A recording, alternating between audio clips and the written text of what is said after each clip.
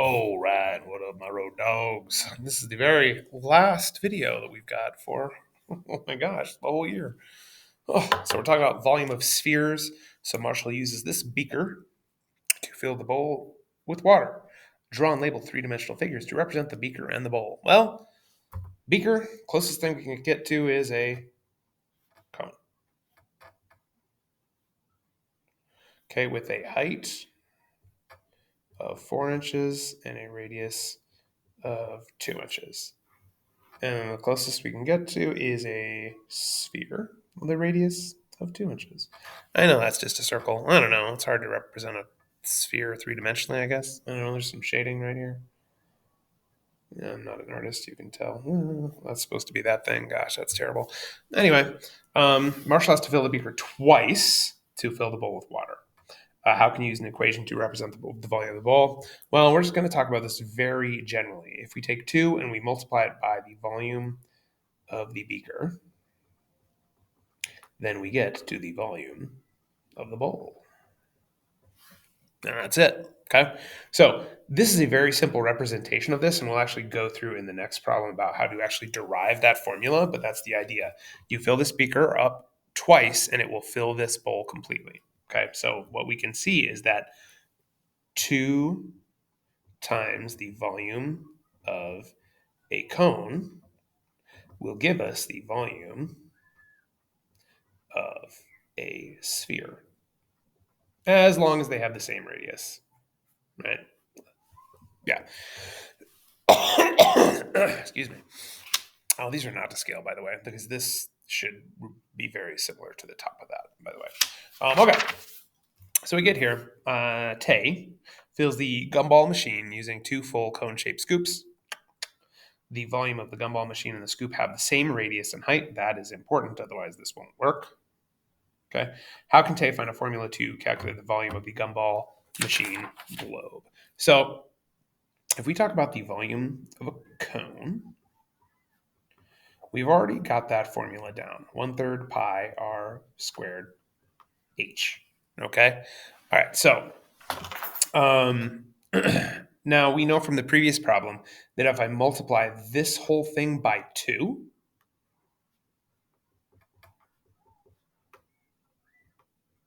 I get to the volume of that sphere as long as it's the same radius and height, et cetera. Okay. And so what we can do here is this height is the same as this distance right here, which is the diameter. Okay, so the height of this cone is the same as that diameter right there, so 12, right? So if we're deriving this formula, this h is the same thing as 2r, twice the radius is that diameter, right? Now, so I can take that 2r and plug it in here. So I get 2 times 1/3 times pi times r squared times 2r. Okay. Now we can kind of simplify this a little bit. I can combine this r squared and this r to the power of 1. That becomes r cubed. This 2 can kind of shift over to the top of this fraction, so it becomes 2/3. That pi, and then we've got this 2 on the outside. Now we'll distribute this to that right there, and that becomes 4/3 pi r cubed. So this becomes the volume of a sphere. Okay, so that's the formula we're going to use, 4/3 pi r cubed. So that's how we derive that formula based on the volume of a cone. Okay, now let's figure out, we've got a radius here of 6, our height of 12. We'll take that radius of 6, and actually we don't need to worry about the height because that's already included in here, right? So we just take that radius of 6 and put it in. So 4/3 pi times 6 cubed. So let's just work it out in terms of pi first. 6 cubed, I think it's 216. Yep, cool. So 216. So 4/3. I'll kind of shift this over here, right? And then so we'll take that 4/3 times 216. So 4 times 216. 216 is 864. And then we'll divide by 3. So that 864 divided by 3 gets us to 288. 288 pi. Okay.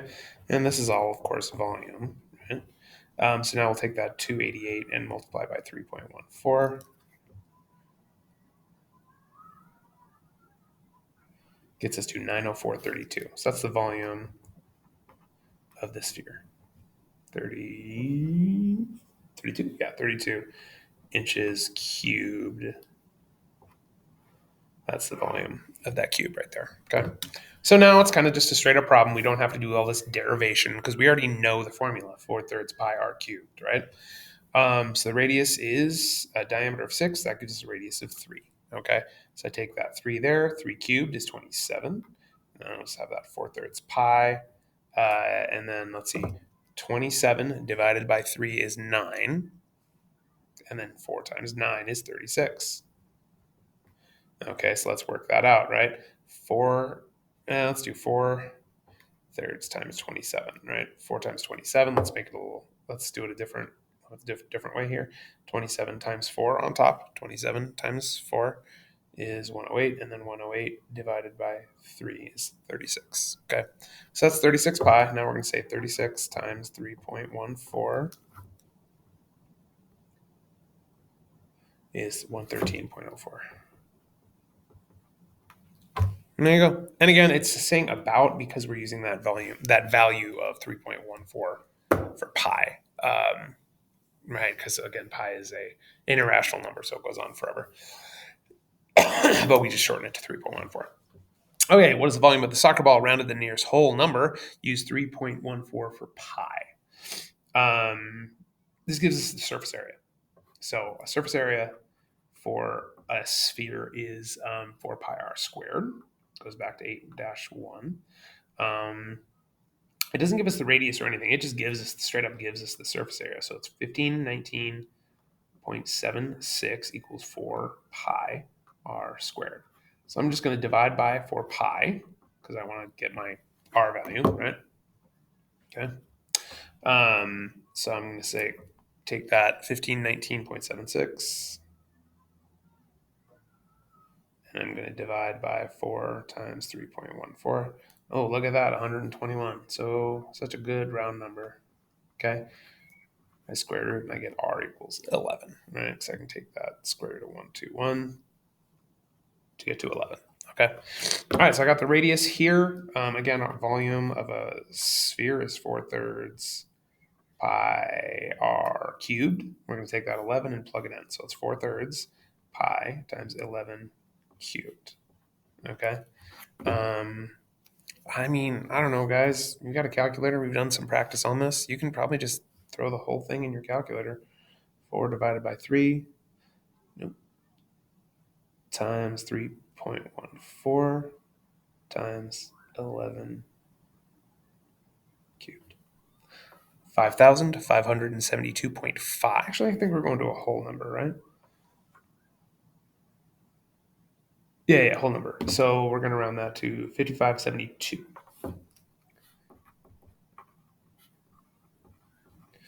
Centimeters cubed for the volume, right? Yeah.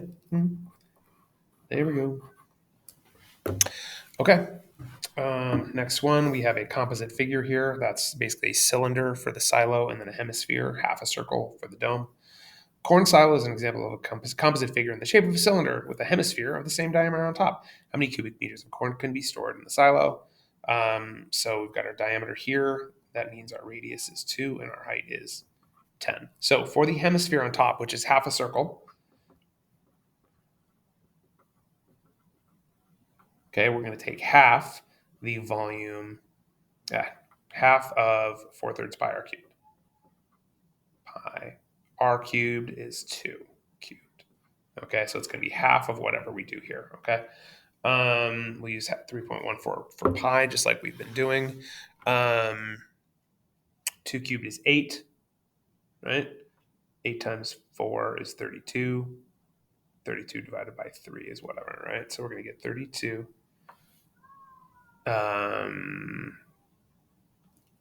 Divided by 3 is 10.7. Okay, so that 2/3, 8 times 4 divided by 3.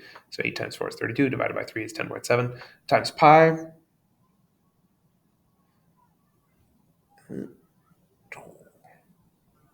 times 3.14, 33.5.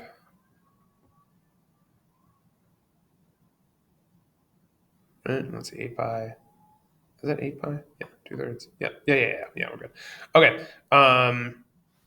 And we'll take that half of that 33.5. So 33.5 times, we'll just say 0.5 gets us to 16.75.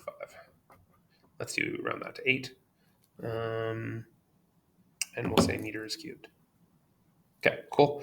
Now we've got to do the silo. So the silo, the volume of a silo or a cylinder is pi r squared h. Okay, we know our height, we know our radius, so it's going to be pi times 2 squared times 10. 2 squared is 4, times 10 is 40. So V equals 40 pi. So then 40 pi, 40 times 3.14.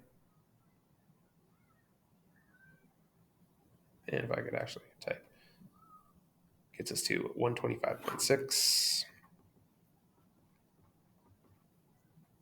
meters cubed, right? Yeah. And we just add them together, right? 125.6 plus 16.8.